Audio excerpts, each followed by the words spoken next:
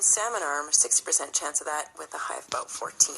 And right now in Kelowna, as we were just mentioning, cloudy right now and 8 degrees. Vernon 7, in Penticton mainly cloudy and 10.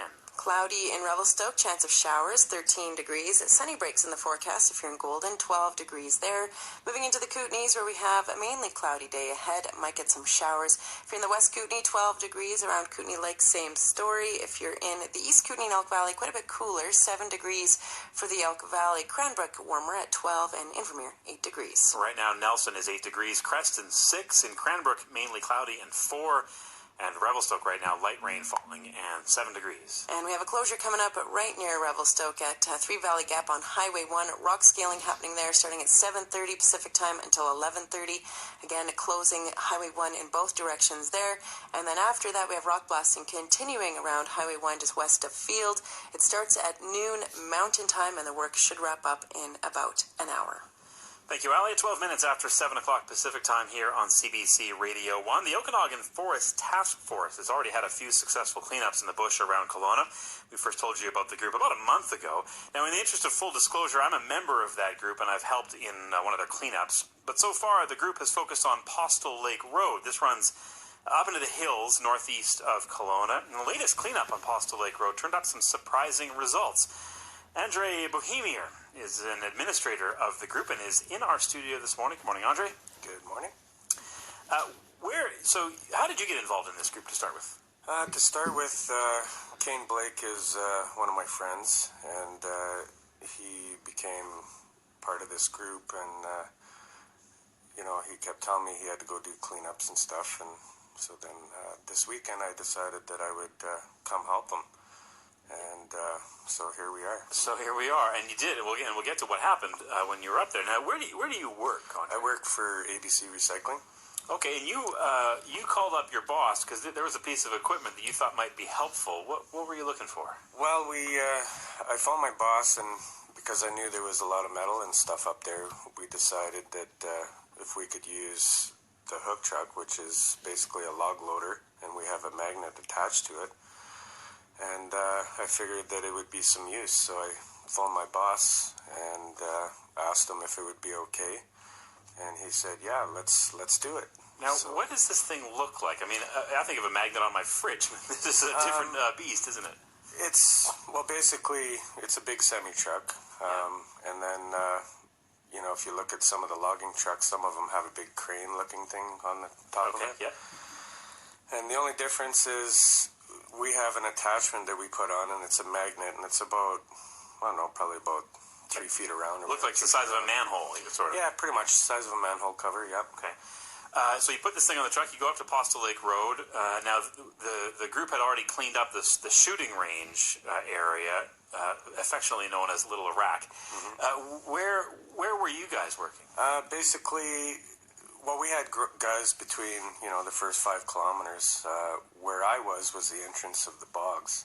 Okay. And there was a lot of fire pits and stuff like that there. And so you turn the magnet on and start working? And we ended up, for about 3 hours work with the mag truck, we ended up with about 4,480 pounds of nails. 4,400 pounds of nails? Yeah. Were you surprised by that? We were actually. We weren't expecting that amount, but we figured maybe 500-600 pounds or something. But it turned out a lot bigger than what we expected. What does 2 tons of nails look like? To put it in an easier way of describing, it filled. We had a little wind rentals trailer, a little dump trailer. Mm-hmm. And we filled the whole box of it. The whole thing with nails. Yeah. Where was the magnet pulling the nails out of the dirt, and how deep could the nails have been? Or just describe how they go from the ground onto the magnet. Basically, a lot of it was on surface. I mean, some of it was under the ground. We had a group of members that were there with rakes and shovels, and they would, whatever I couldn't get, they would rake, and then I would come by, do another sweep, and so on. Now, when I was up helping out with the shooting range, there was mainly shotgun shells and stuff. How did these nails get there? Where were they from? A lot of these nails are most likely from burning pallets and, people not wanting some of their, fence wood and whatever. And so from fires, leftover. Basically from fires, yeah. So now you have a trailer with 2 tons of nails, and I'm sure the nails aren't in great shape. So now what did you do with all the nails? We brought the nails over to ABC Recycling, which now will be recycled and shipped off to wherever we send them to. Yeah. And then the proceeds are going to go back to the group, or we're going to decide whether we want to do it towards another charity. And what do you think when you go up Postal Lake Road, or any? I know you spent some time in the backcountry. So when you go up these logging roads and you see dump sites like this, what do you think? Well, it's depressing. You're trying to teach your kids about the wild and stuff like that, and you bring them up, and all you're looking at is old cars and junk, and it's not really a nice place to camp. It's so. This group is wanting to make a difference, and I became a part of it, and now my company is wanting to help out the community, and it's we're trying to make a difference to clean it up and make it better. There's a lot more work to do, isn't there? Oh, we haven't even we've barely even started into what has to happen yet, and we've got miles and miles of roads to do, and it's pretty sad that people are being lazy and want to dump their stuff off. Andre, it's really good of you to come in and tell us about it this morning. Thanks very much. You betcha. Appreciate it.